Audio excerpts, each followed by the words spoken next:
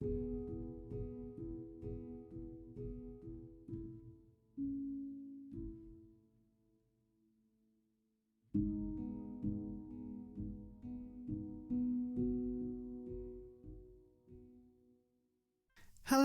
and welcome to the first in a series of philosophical discussions with your host, Dr. McDonald. That's me. So in the first episode, we will be looking at the very infamous and famous text by Friedrich Nietzsche, Thus Spoke Zarathustra. And we're just going to deal with working our way through the prologue section. So how is this going to work? Is that we're going to read through the text, and then we're going to have a nice little discussion about it as we go. Okay, let's get rolling, as they say. So, when Zarathustra was 30 years old, he left his home and the lake of his home and went into the mountains. Here he had the enjoyment of his spirit and his solitude, and he did not weary of it for 10 years. But at last his heart turned, and one morning he rose with the dawn, stepped before the sun, and spoke to it thus. So let's stop for a second. What I find particularly interesting here in the initial section is that when he says he's 30 years old, what I find particularly interesting is a specific age, because before 30, or at least maybe you could say in around your mid-20s to at least your 30s, your life is taken care of. And what I mean by this is that really from up until you're born, you've got your parents to look after you, and really your life has been given some sort of form, a sense of structure, and it's dealing with the whole aspect of school life and everything having a foundation within your life to give it a semblance of meaning. But let's say roughly around our sort of mid-20s into our 30s and so forth. So let's say once we've been to university, or at least once school period is finished, then we could say there's going to be a form of which we start to slip away from the structure. And so we've got this sense of wanting to leave what you've known, basically leave your home, and as Zarathustra does, goes into the mountains. And that's exactly what I think really Nietzsche is alluding to here, is that we reach that point in our life in which we have to go into the mountains. We have to ultimately discover our own way in the universe, or our own meaning to our lives. And it's at this point we then try to rebuild or reform the structure for ourselves that had been given to us from our own childhood. And what's also interesting here is a sense of form of moving into the idea of, let's say, spirituality in the most general sense, or at least giving you an alternative prospect, because at least if you have some sort of form of text and so forth you can work with, then you could say, aha, suddenly my life has meaning. And that's what we tend to do as well as a human species, is that once we have a big crisis in our lives, we say to ourselves, I need to rediscover that. And then what we can do is find other big tomes and big texts in which we then go, Christianity's got the answer for me. Or maybe it's Buddhism, or maybe it's Hinduism, and so on. Continuing on then. Great star, what would your happiness be if you had not those for whom you shine? You have come up here to my cave for 10 years. You would have grown weary of your light and of this journey without me, my eagle and my serpent. But we waited for you every morning, took from you your superfluity, and blessed you for it. Behold, I am weary of my wisdom. Like a bee that has gathered too much honey, I need hands outstretched to take it. I should like to give it away and distribute it until the wise among men have become happy in their folly, and the poor happy in their wealth. To this end, I must descend into the depths, as you do at evening when you go behind the sea and bring light to the underworld too, superabundant star. Like you, I must go down as men, to whom I want to descend, call it. So bless me then, tranquil eye, that can behold without envy even an excessive happiness. Bless the cup that wants to overflow, that the waters may flow golden from him, and bear the reflection of your joy all over the world. Behold, this cup wants to be empty again, and Zarathustra wants to be a man again. So let's then take a moment to reflect upon that lovely big poetic section. We've got the most obvious thing that's happened here, that Zarathustra has went into the mountains and gained knowledge, and then he wants to go down and then precisely distribute that knowledge to everyone. On a deeper level here, I think there's a lot to be said about what Nietzsche's view of what happens within philosophy. And we can see this within, for instance, Descartes, in which there's that move from what's traditionally held as knowledge, moving away from what we hold as facts or we hold to be true, and through philosophical reflection and thought, we're then able to gain a form of wisdom that's going to be greater for us, better for us, healthier for us, and then we can come back into the world and then make everything better again. So there's that relation into goodness for philosophical method. That is to say, once we've had a philosophical investigation, once we've acquired knowledge, that knowledge is then going to be healthier for us, good, and it's going to be good for other people as well. And in a way, it would be selfish for us then to keep it for ourselves if it's going to be healthy for us and good for us, and ultimately help the development of other people. In order to arrive at truth in a capital T, whatever that is, then surely we have to distribute it out. There's also something here happening on another level. Traditionally, philosophy, and through philosophical investigation, likes to base therefore the idea of truth on metaphysics. And the easiest way to understand a metaphysical thing would be our ideas of the soul or God. So when we think about the ideas of the soul or God, it's initially something that you can't see, but it can exist, or rather does exist, through logical argumentation. So we can say that even though we don't see God, that we can certainly argue that God exists. And then it depends on which proof you want to go to, of course, but through the various different proofs that God exists. And the same could be said for the soul as well. Just because we can't see the fact that the soul exists in a material sense, that you can still prove that it does through argumentation. However, in the sense of which we're dealing with the concept of metaphysics here, is more to do with the idea of providing a foundation. Philosophy creates that metaphysical basis in order to base our ideas upon that of a pure truth, something that's not going to be flawed in any given way in comparison to our everyday knowledge. And so what Nietzsche is saying here is this movement going upwards is ultimately to say what philosophy tends to do in general is that it moves upwards, creates these metaphysical foundations for things, and then it goes back downwards, using that as a foundation to base truth on. So again here, this idea of going down, I have to go down to whom I want to descend, call it.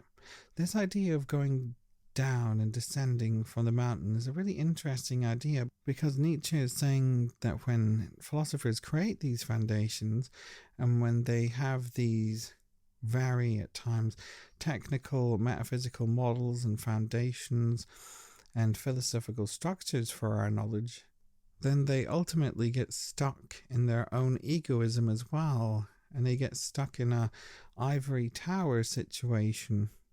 And so you can see this sort of egoism that philosophers have, in which they can argue, I have my methodology and structure and truth, and therefore I'm much more superior to you. And of course, you get that through the sort of infamous philosophical clashes that have happened throughout various different people always clashing against each other. and quite humorously, because that's the way it's going to work. You get, for instance, Plato versus Aristotle is a good example here, as we have the Platonic model for things versus the Aristotelian model, but both have the same problem in the sense that they both think their way is right and better than the other. And so we have this idea of philosophy itself as being a specialist subject that's too good for everybody else. It's better than the sciences, it's better than the arts, it's better than everything else. And certainly in the case with Plato, Plato argues that you better do philosophy, otherwise you're not going to go to the best form of the afterlife, and well, you pretty much are absolutely screwed for the rest of your life, because it's that necessary to us as a subject. And we also have the idea of modern philosophy as being a very specialist subject. And again, we can get the idea in terms of the concepts and technicality of uses of concepts, and language is automatically a barrier, because then it becomes a very much an elitist and purely just an intellectual pat on the back that's inherited from all this previous sense of my method's better than yours, my understanding of the world's better than yours. So we've got the idea of philosophy as being this elite specialist subject, but here Nietzsche says no, it's not a specialist subject at all. This idea of elitism, it's much more a thing that's closely related back into that form of spirituality, let's say, something that people then go to find in order to try and reach knowledge for themselves. And therefore philosophy is not this elite idea, but rather it's much more the idea that it's more widely distributed, easily digested, in which you then want to go acquire knowledge and then go back to the masses and have a discussion within the public. And I think that's an important point here, is that philosophy is not this specialist subject, but rather something that should be for everyone, and a subject in which everybody can have a discussion about it and get engaged with it. Section 2. Zarathustra went down the mountain alone, and no one met him.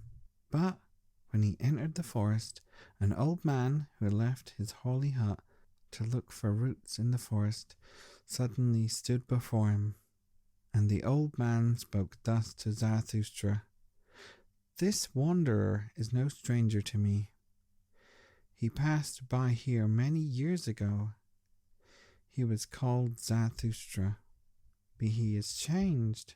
Then you carried your ashes to the mountains. Will you today carry your fire into the valleys? Do you not fear an incendiary's punishment?" Yes, I recognize Zarathustra. His eyes are clear, and no disgust lurks about his mouth. Does he not go along like a dancer? How changed Zarathustra is! Zarathustra has become a child, an awakened one. What do you want now with the sleepers? You lived in solitude as in the sea, and the sea bore you. Alas, you want to go ashore. Alas, do you want again to drag your body yourself? Zarathustra answered, I love mankind. The first image that we have here, that the priest states, is that of knowledge as being like a fire, bringing this fire into the valley or the general populace. And by doing so, the priest is saying that knowledge is dangerous. And if the general public gets wind of exactly this kind of knowledge that Zarathustra is going to bring to them, it could precisely start a massive fire and come back to bite them straight right on the butt. And another way to think about the danger here as well that's being alluded to is that of the afterlife, and the kind of knowledge that you will be giving people is going to have not only a harmful effect upon their afterlife, but also Zarathustra's own. Do you not fear, he's saying, eternal damnation for this kind of knowledge that you're going to be passing on? And the next image we have is Zarathustra as a dancer. And what I think is important about this image of the dancer is its relation to a love of the world and getting caught up in the goings on, various different dancing of precisely nature itself, and nature representing a big dance on a grand scale of things. For example, you could see how waves moving upon the ocean would be a form of dance, swaying back and forth, the same thing as the wind blows the branches and the leaves in the tree. The third image that we have is that of Zarathustra as a child and having become awakened. And this is an interesting image because we have the relationship between knowledge and becoming enlightened, and the distinction between the knowledge that is gained upon Zarathustra's reflection in the mountain, that philosophical reflection they had, and precisely that of the everyday knowledge of the people. What should be surprising is this relation of a child to this enlightened knowledge. It's surprising because once we become enlightened, you think you've suddenly then attained a higher form of knowledge and therefore became wiser. And we attribute that idea of becoming wise with becoming older. So wise old man, or that of a cliched image of a bearded man in a toga, like Socrates, would fit in quite well with what we'd think of what enlightened knowledge is. But Nietzsche gives us quite the opposite view. He says it's childlike. And what he means here is that we have to go back to things in a playful, destructive, imaginative, creative phase in which we were in this childlike state of things. And that's becoming more enlightened. And not this image of an old man who's become set about his ways. And then we get Zarathustra's answer, why did you come down from the mountains at all? Because I love mankind. And so for the rest of section 2, we have a nice discussion between philosophy, how Nietzsche sees philosophy, and its contrast between religion. Why, said the saint, did I go into the forest and the desert? Was it not because I loved mankind all too much? Now I love God. Mankind I do not love. Man is too imperfect a thing for me. Love of mankind would destroy me. Zarathustra answered, what did I say of love? I am bringing mankind a gift. Give them nothing, said the saint. Rather take something off them, and bear it with them that will please them best, if only it be pleasing to you. And if you want to give to them, give no more than alms, and let them beg for that. No, answered Zarathustra, I give no alms. I am not poor enough for that. The saint laughed at Zarathustra and spoke thus. See to it that they accept your treasures. They are mistrustful of hermits, and do not believe that we come to give. Our steps ring too lonely through their streets, and when at night they hear in their beds a man going by long before the sun has risen, they probably ask themselves, where is that thief going? Do not go to men, but stay in the forest. Go rather to the animals. Why will you not be, as I am, a bear among bears, a bird among birds? And what does the saint do in the forest? Asked Zarathustra. The saint answered, I make songs and sing them. And when I make songs, I laugh, weep, and mutter. Thus I praise God. So for the priest, we have that relationship into mankind, but through his hatred of mankind. And why the priest hates mankind is because man is an imperfect thing, and because it's imperfect, it's impure, and how could you love something that's impure? And God in the traditional sense is a transcendent being, completely pure, completely perfect, completely beyond all human comprehension. And when you think upon the idea of God, it makes you think upon our own imperfections and our own flaws. Then we have the relation into knowledge as being a gift, Zarathustra giving knowledge as a gift to everyone, and the priest being very suspicious of this. This, interestingly enough, touches upon a deeper point that Nietzsche is saying here, the relationship between education and knowledge, in which if you have knowledge, don't just give it to someone, in fact, as it's said here. If you want to give it to them, give them no more than alms and make them beg for that. So, in a way, it's saying if you have knowledge, then you can't simply just give it away. You have to make people beg for it or pay for it. As the priest is saying here, we have to make people pay for that knowledge. It's not something that's free. You have to come every Sunday precisely to church to hear that knowledge. You can't just get it anywhere. You have to be a member of the church, be a member of the organization in order to acquire it. Nobody can just have it for free. And when you do try to say what you're going to give to people is good for them, people are going to be incredibly suspicious of it as well and say, why is this good for me? And they're going to be hostile to that view.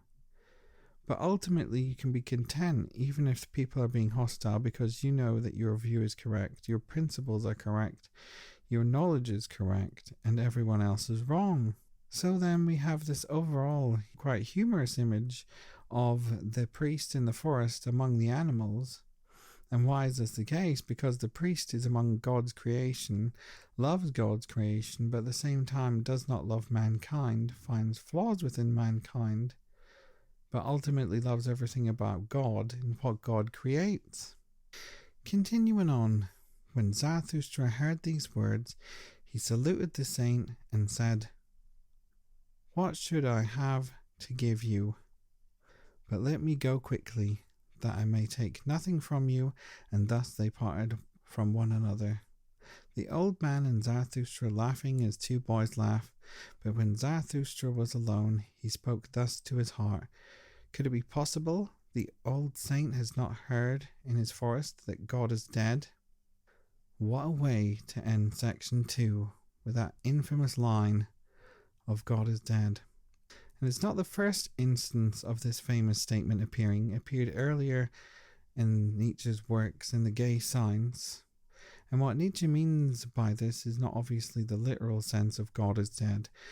What Nietzsche means is rather that we've in a modern sense lost the need for God. That is to say, God doesn't have the same influence upon us in relation to our knowledge and how we view the world. And this is because of the emergence of the sciences and scientific method for understanding the world. And a good example of this is from ancient Greece, in which they thought that snow was caused by Zeus getting rid of his dandruff. So every year Zeus just decides to brush off his excess dandruff. No Head and Shoulders, no shampoo and conditioner for Zeus, of course. Despite being a god, they didn't invent any shampoo or conditioner. And so you have to have a good vigorous shaking of your head in order to get rid of all that excess dandruff. And so if the snow was particularly horrible year, or there's particularly bad blizzards, and so on, you may think to yourself, I better go appease Zeus in some way and make him happy and stop this horrible weather. And so you might go to the temple and give a little offering and gift, and then hopefully the blizzards might go away and the weather might get a little bit better. And of course, in modern science, we don't have the idea of Zeus going to be sat there for how snow is created. And that's what Nietzsche is saying, that God has lost a sense of use in relation to our knowledge, that God really doesn't pervade our knowledge in the same way that it used to because of modern science. And I think that Nietzsche is also alluding here to the fact that we need a new form of philosophy, which is going to be his philosophy that is going to teach us as we go along, not one that focuses upon God or metaphysical approach in the traditional sense of it, but one that focuses on mankind, the world, the body, and something that can be practical and useful for us. Thank you very much for listening to the podcast. In the next episode, we will be dealing with a very exciting concept of the Superman in Nietzsche's philosophy, dealing with section 3 in the prologue. Feel free to contact me and ask any questions at my email address, dissectingphilosophy@gmail.com, or you can also reach me at Twitter at I am a rubber man. Thank you very much for listening, and I hope you join us next time.